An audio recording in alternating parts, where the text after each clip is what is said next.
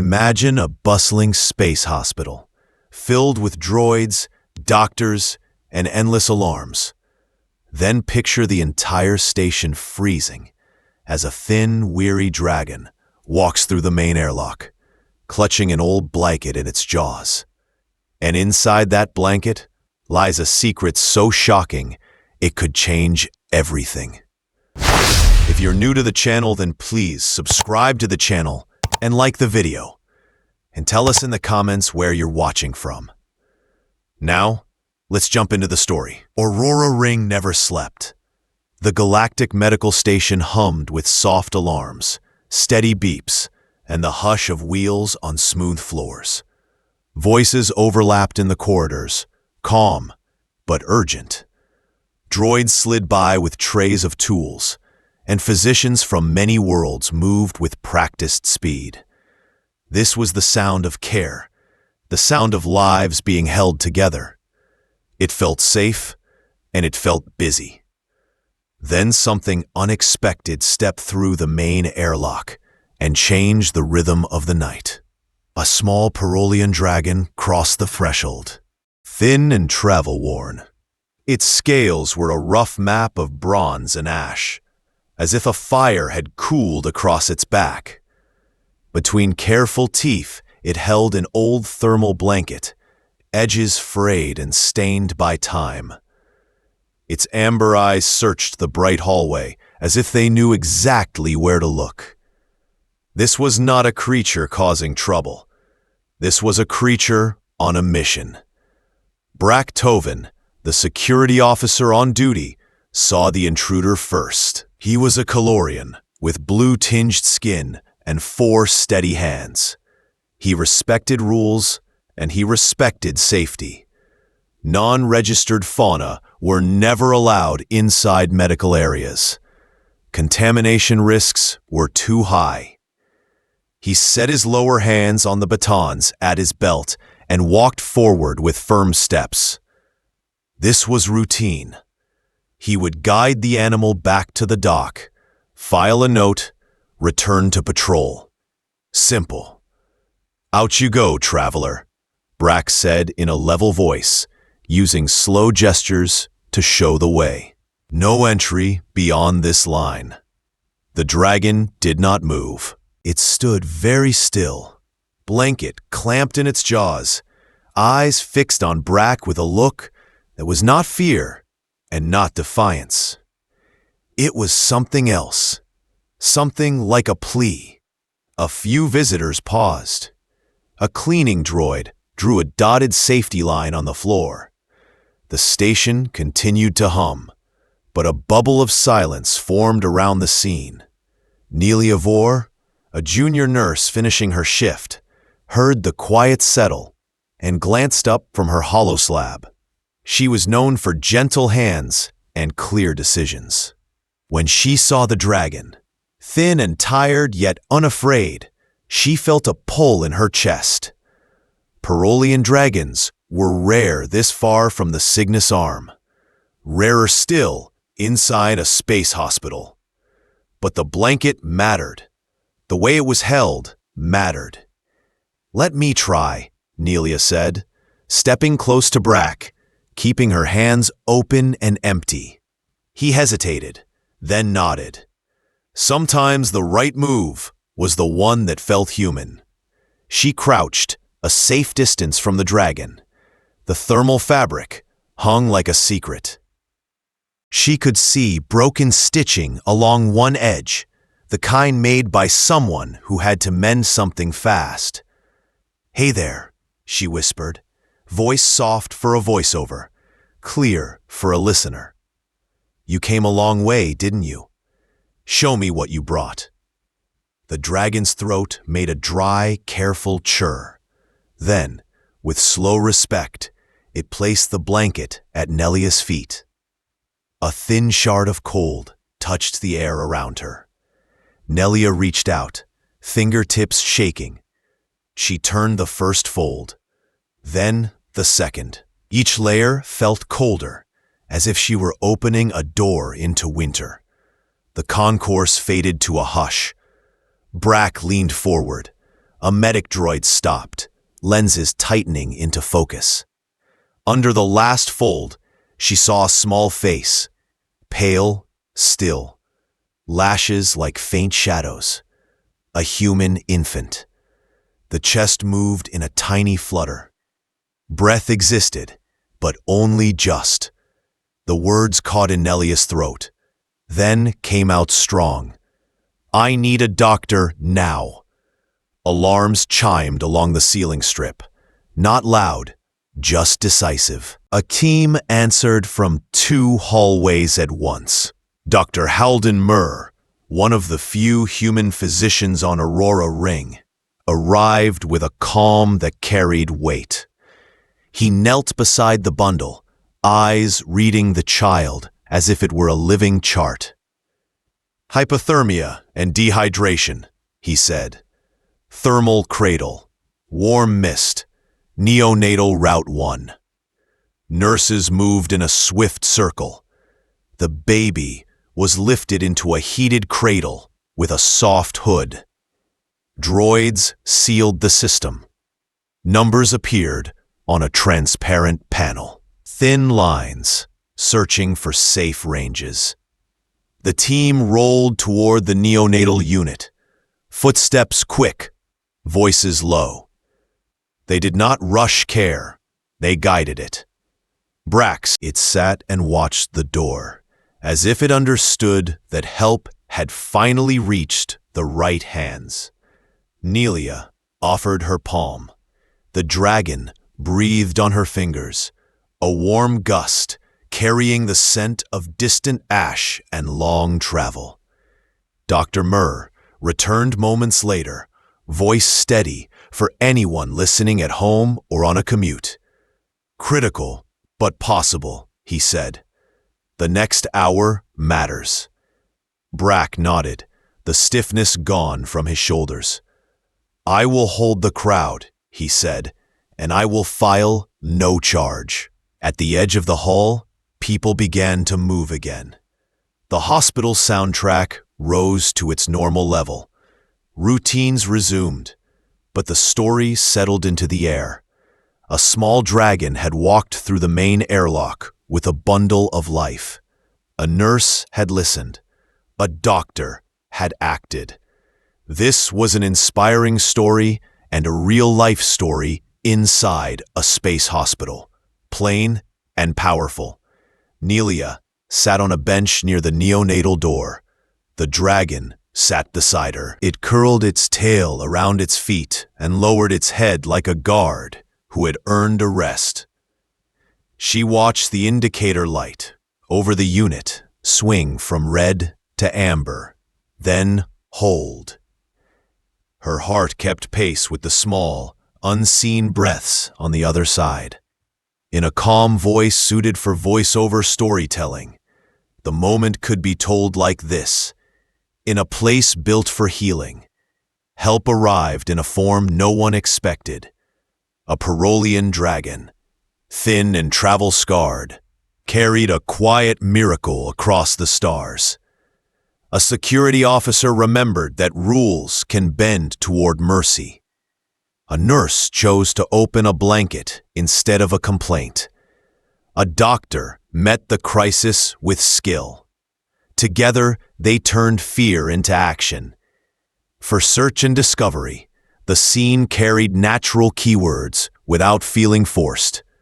Space hospital, dragon rescue, neonatal care, nurse courage, security officer judgment, inspiring story, real-life stories, voiceover narrative. But for the people inside the scene, there were no tags, only breath and choice.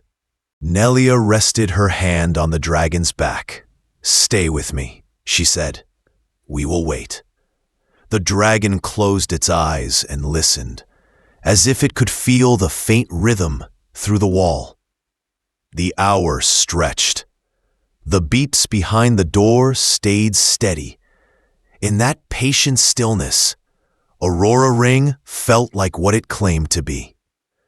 A place where strangers become guardians, where small lives are noticed. and where the quiet decision to care becomes the headline of the night. The baby survived the first night, and that survival felt like a new sunrise inside the sterile walls of Aurora Ring. Monitors blinked softer, droids hummed with steady rhythm, and nurses whispered, as if silence itself could protect the child. Nelia Vore stood on the other side of the glass, watching the tiny chest rise and fall.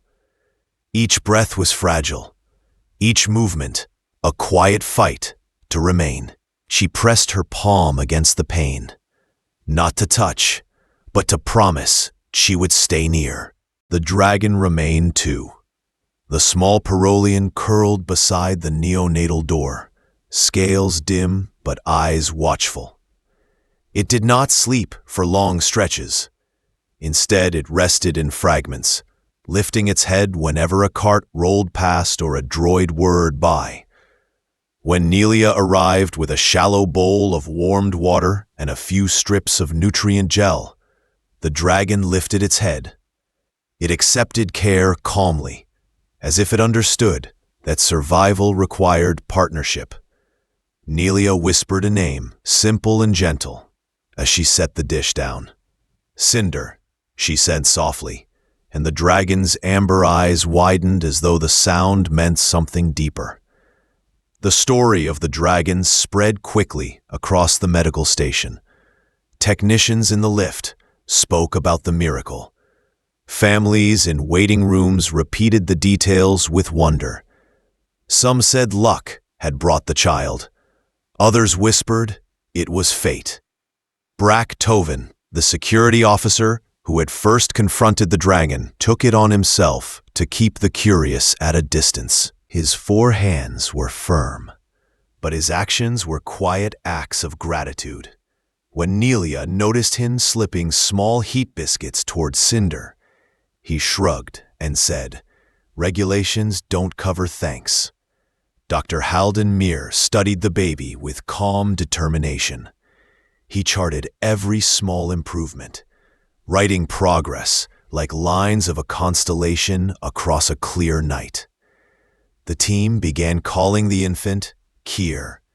It was a placeholder name, but it held warmth, and warmth mattered in a place where cold had almost won. Kier gained weight slowly at first, then with a surprising burst that lifted the spirits of everyone who watched. Nelia visited as often as she could, memorizing the rhythm of tiny breaths, the soft curl of hands, and the faint smile that sometimes crossed the child's lips, even in sleep. Nelia also began to study Cinder. She read every archived report she could find about Parolian dragons. She learned that some scholars believed they could sense magnetic fields like music. Others suggested a bond existed between their species and strong emotions, though no one had proven it.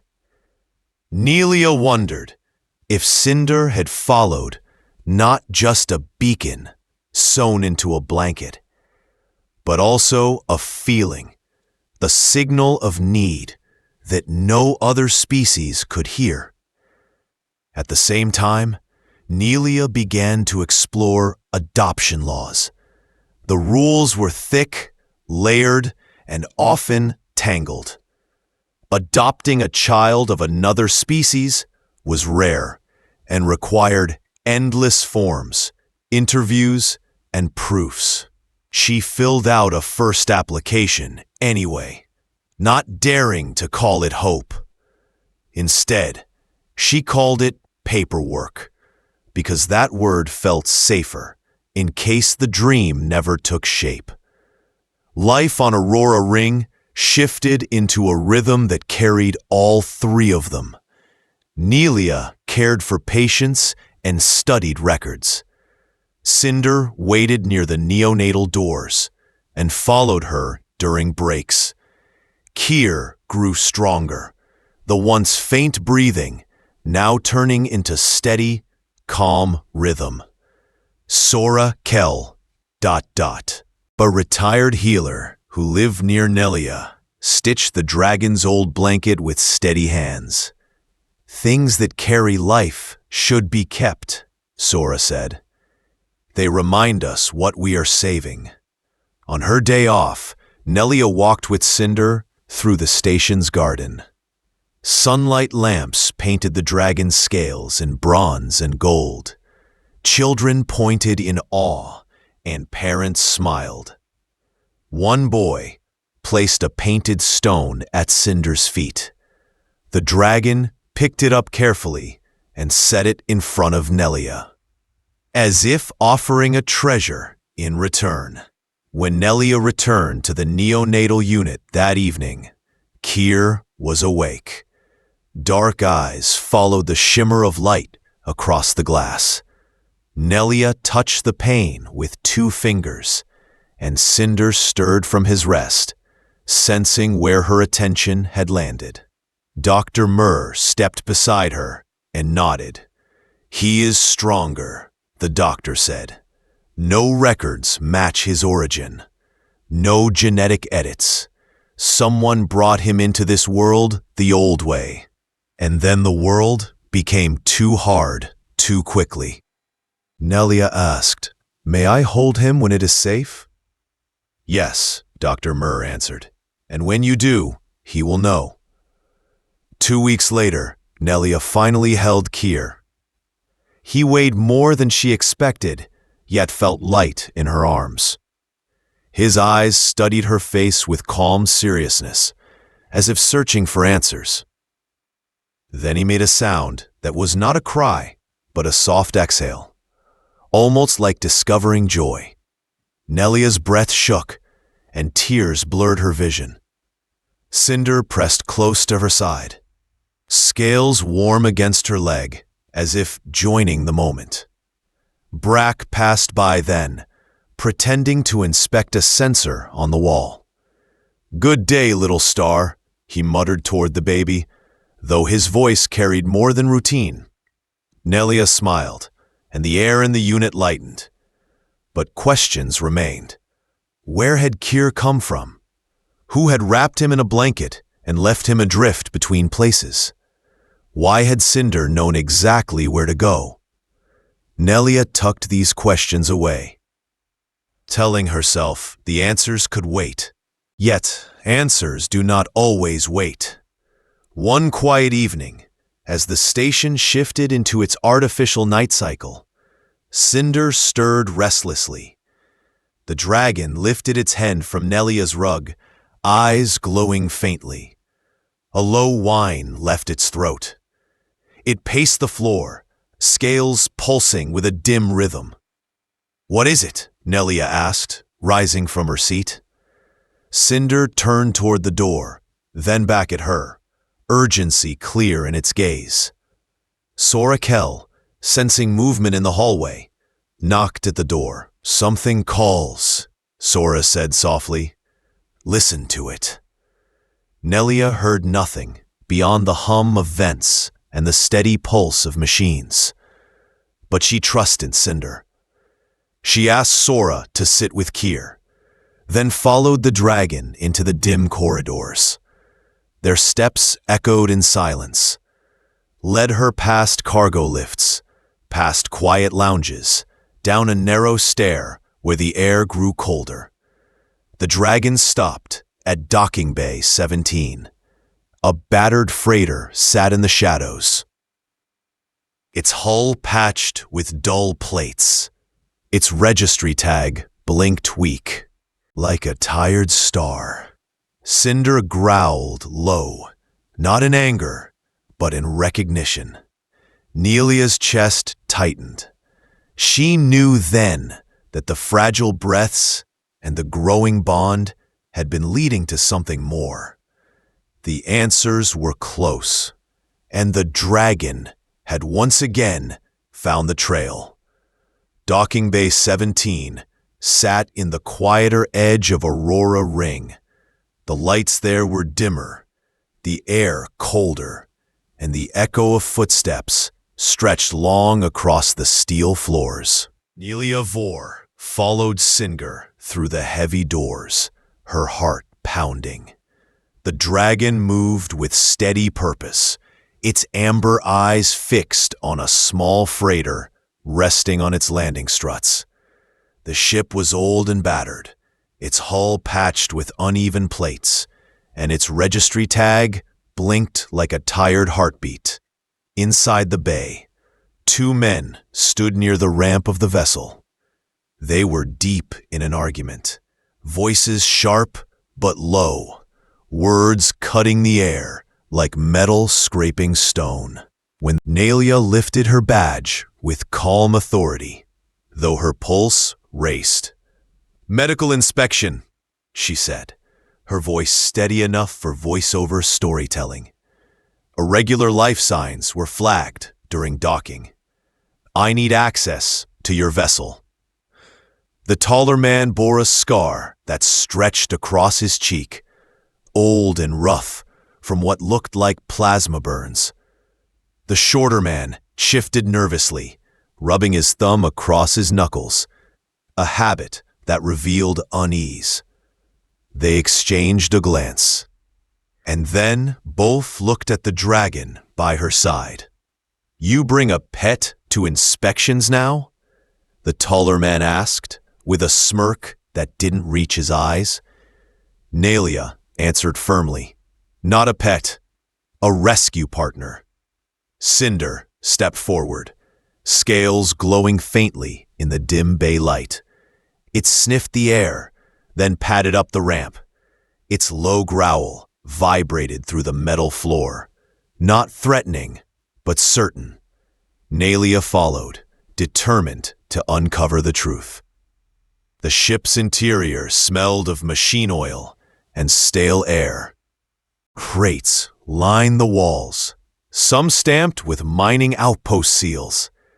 The hum of damaged systems whispered in the background. Cinder paused by a storage bench, pressing its snout to the surface. A sound escaped its throat, halfway between grief and recognition. Nelia felt her chest tighten. "Open it," she said, her voice clear and commanding. The shorter man shifted uneasily, but the taller one crossed his arms. "You got a warrant for that?" Nelia held her ground. "I have a dragon who remembers the weight of a child in an old blanket, and I have a duty to the life he carried here. Open it." Silence stretched between them. Then the shorter man broke, his words rushing out in a flood. "We were hired," he confessed. "A run from the Thulian outposts to Proxima B. There was a birth on the way. The mother, she didn't survive. Complications none of us understood. The father paid us extra to take the child to his family. No questions asked." The taller man's shoulders sagged. His hard expression faded into something older and more tired. "We tried," he admitted, "but the engines failed. Heat dropped fast. I told him to place the baby in a side hatch for a moment while I reset the system. Then the hatch blew open, and the child was gone. We searched until the systems burned red. Space is a graveyard when you lose the trail." Nelia's stomach twisted. She pictured the tiny infant, wrapped in fading warmth, left in the cold of deep space. And she pictured Cinder, guided by something no machine could measure, finding that bundle before it was too late. "A beacon," Nelia said, almost to herself. "The blanket carried one." The taller man nodded. Threaded into the weave, low power, long range, designed to guide rescuers if pressure failed, but it guided something else instead. Cinder lowered itself to the floor, tail curling around its body. It had carried the truth inside its silence, and now that truth was out. Nelia's voice grew firm. "You abandoned a newborn. Whether by fear or failure you left him. You will give a full statement to security, and your pay for this job will go to the neonatal fund. If you refuse, the council will take it further. The men exchanged another glance, then nodded. The shorter one whispered, "We owe more than words." Bracktoven entered the bay then, having received Nelia's silent call for backup. His presence filled the room with calm authority. He recorded their statements without anger, just the sharp lines of fact. When he was done, he looked at the men. "You will also serve. Bay 17 will be your duty. When stretchers pass through, you will carry them. When systems need cleaning, you will scrub them. Mistakes can be heavy, but work can balance weight." The taller man exhaled, almost relieved. "We can do that," he said. Nelia crouched beside Cinder, resting her hand on its scales. The dragon leaned into her touch, warmth, steady, beneath its tired frame. For a moment, the cold bay felt less empty. Answers had been uncovered. Not perfect, but enough to light the path forward. As they walked back through the corridors, Nelia carried the truth like a heavy stone in her chest. Kier had been born in hardship. His mother had given everything, and strangers had nearly cost him his life. But fate, or instinct, or something beyond science had placed a dragon in his path. When she reached the neonatal viewing room, she stopped to look through the glass. Kier lay quiet under the cradle's glow, his chest rising steady and strong. Nelia pressed 2 fingers to the glass, whispering in a voice meant for both child and dragon. "We know the truth now, and we are here." Cinder settled at her feet, reflection glowing beside her own in the glass. Together, they watched the small breaths that meant survival. Outside, the station's rotation carried them past the scattered stars. Each one a reminder that light always finds its way through the dark. For voiceover, the message was simple, clear, and strong. In Docking Bay 17, secrets were revealed. Mistakes were owned. And the fragile bond between a nurse, a dragon, and a child grew stronger because truth, no matter how heavy, had finally been spoken. The hearings were long, careful, and filled with paperwork. Nelia Vore sat before the Council of Aurora Ring, answering questions about her work as a nurse, her ability to care for a child, and the unusual guardian at her side. She spoke in calm, clear words, describing the night the dragon had arrived, the first fragile breaths of the baby, and the days that followed. Her testimony was simple but strong. She did not speak of miracles. She spoke of choices, of care, and of responsibility. Cinder, the Perolean dragon, sat quietly during one session. Its scales glowed faintly under the white lights, and its amber eyes remained calm. The council had no line in their records for a dragon as part of a household. ... So they created a new one, Guardian Companion. The phrase carried weight. It meant Cinder was no longer a wanderer. It was part of a family. Bracktoven, the security officer, filed his report too. He described his first instinct to remove the dragon and his second instinct to trust Nelia. He wrote that his error had taught him something. Sometimes rules keep order, but compassion saves lives. Dr. Halden Murr added his voice, explaining how Nelia's presence had given Kier, the infant, a chance to survive.